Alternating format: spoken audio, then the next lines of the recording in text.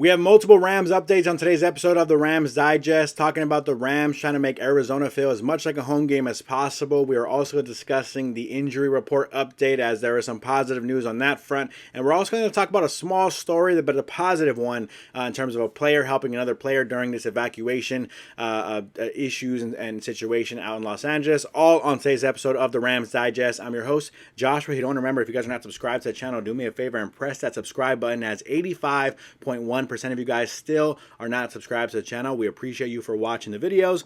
But if you subscribe to the channel, make sure you don't miss any daily Rams content here at the Rams Digest. Moving into the first bit of news here, I want to talk about this story here as home field advantage, right? Something that the Rams may have lost in this whole situation with the fires in Los Angeles, unfortunately. But the Rams are trying and actively trying to work on this situation. As we can pull this story up here, it is the Rams, the Cardinals, and the NFL all trying to make it feel like a Rams home game in Arizona. And I think that's a key here. We do have to acknowledge it's something they're going to try their best to make it feel like it's a home game, but we all know and understand it's not going to be the same.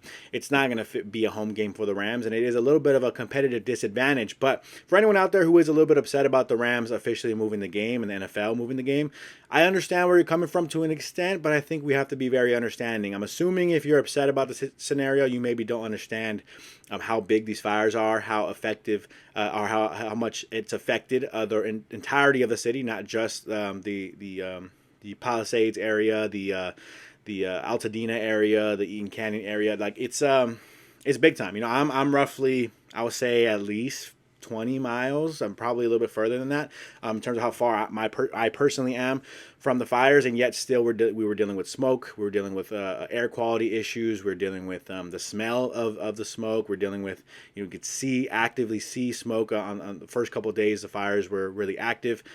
Constantly hearing sirens and fire departments moving around everywhere, and so it's huge, right? The effect that this has had has been huge, and even close to my area, we've been dealing with people who want to help, right? Who want to go out there and put donation centers out, use open parking lots to kind of really space out and accept as many donations as possible, have all these volunteers coming out and assisting. And I think those things are important, right? And so we're talking about traffic of a football game. We're talking about the air quality right outside before a football game. Even though SoFi is technically an indoor arena, there's a lot of open space entering into SoFi Stadium, and so the air coming in is still going to be not necessarily the cleanest air. And so there's a lot of things going on that I can want to assure anyone who maybe isn't from the Los Angeles area or a little further out, who hasn't seen the effects of the fire. It is serious. It is understandable why the NFL moved it, and we have to kind of move on from that already. No more complaining about that.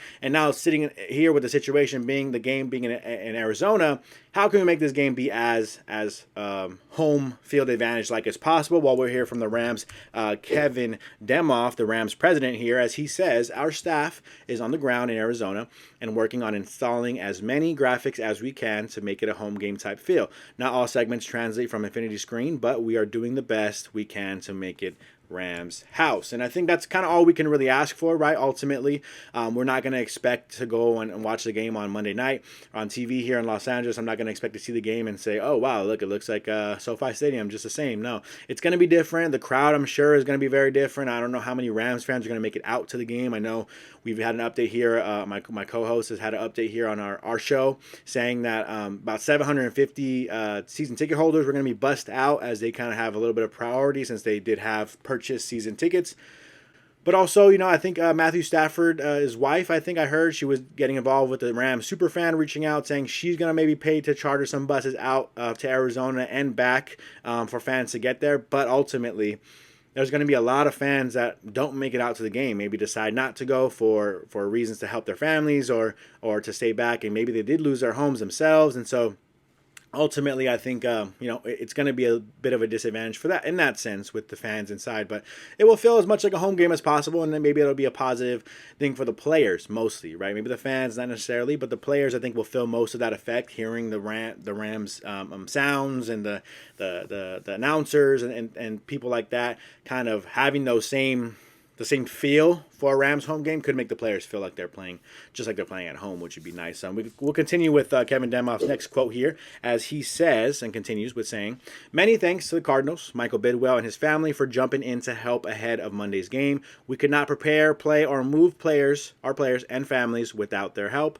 I would be remiss in not thanking the Vikings, their leadership, and the Wilf family as well for not only their generous donation to fire relief efforts, but for being so understanding of the moving pieces of this week. This is hard on them as well, and their support is incredible." I do want to kind of acknowledge that, right? Give a shout out to the Vikings for kind of just taking this in stride, right? Okay, we're playing where? We'll do what we have to do. Here's a donation as well to the fire efforts, and shout out to the Minnesota Vikings and everyone involved. The NFL, the Cardinals, the Rams. I mean, all these organizations, right? They're billion-dollar organizations. It's kind of right. There's an argument that you could say it could be easy to just say, you know what, play the game at SoFi. Who cares? We don't move games ever, and they'll figure it out. And those people's homes, it is what it is, right? The air quality, it is what it is. No, the Rams and the NFL decided to make a big change, a historic change, something that hasn't happened since 1936. I talked about this a couple episodes ago. And so I think you got to give credit to the NFL and the Rams and the Cardinals and everybody involved for spending the money and doing whatever it takes to do what they have to do. I know sometimes we can have an attitude towards the billionaire owners and things like that, and the fact that this is a multi-billion-dollar business.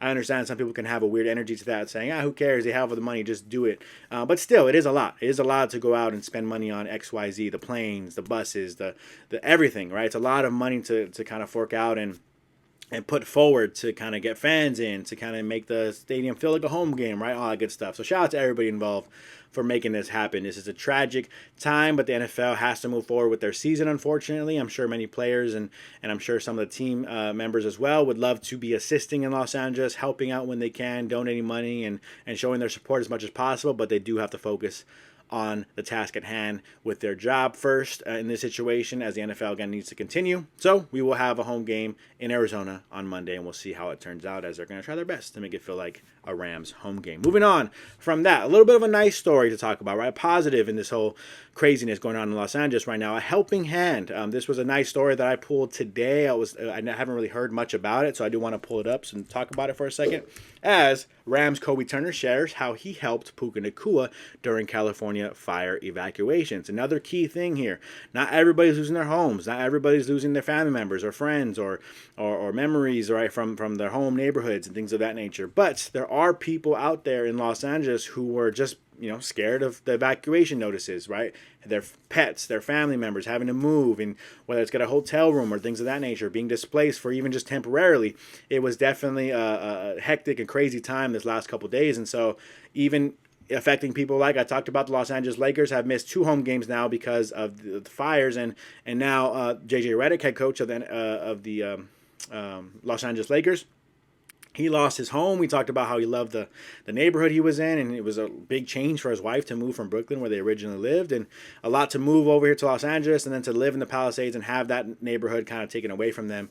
It's all a lot going on, and not just JJ Redick, someone like Puka Nacua, young NFL player for the Rams. Everyone knows. Well, I don't know why I'm explaining that to you guys. But Kobe Turner has a story to tell, right? He says here, Puka Nacua was in an evacuation warning zone and came and slept at his house one night. This is what Kobe Turner had to say. He said, "We all kind of huddled up together. This was our first time going through anything like this, so we all kind of relied on each other. At the end of the day, I'm blessed to have created a family here." And so it's really just a lot, I think. Again, I don't want to keep harping on the situation at hand, but I just want to make sure everyone's understanding of how difficult these times have been for a lot of people. And it is really awesome to see always when tragedy strikes, how people can come together and really assist one another. I've seen friends and family members go out already and make donations and go to donation centers and create donation centers out of nowhere, accept donations as an organization, right? Small businesses and food trucks giving food out, firefighters, people of that nature, like just first responders getting free food everywhere they go and things like that. It's really awesome to see the community come together, at least, right, moving forward afterwards. But again, just the severity of how crazy this is, right? Puka Nacua, JJ Redick, I mean, celebrities all over Los Angeles. I mean, some nice neighborhoods, some nice areas that were affected, and that has affected a lot of people, all the way reaching out to hitting right, hitting these NFL teams. And so very, very scary stuff, but a cool little story to hear. Kobe Turner, Puka Nacua, right, getting accepted into Kobe Turner's home and being able to be safe, away from the dangers, and hopefully his home is okay as well.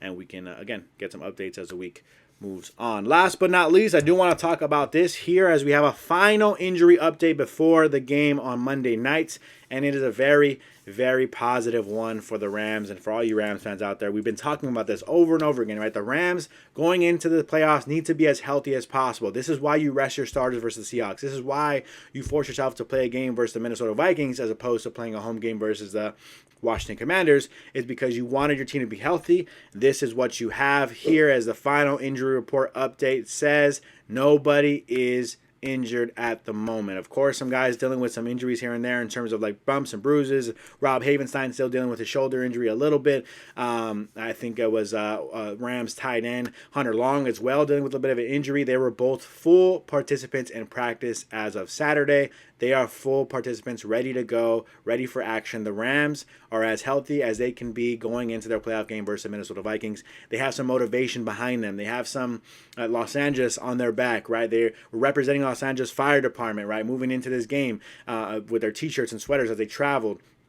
You have the Detroit Lions head coach, right, Dan Campbell, saying that he's going to see the Vikings in a couple of weeks. You have Sean McVay coming out and saying, right, not only are they built for this, but they are not afraid of anyone. They fear none. They are ready to go to battle on Monday night. I hope you guys are excited to see what the Rams have to do. Will they shock the world?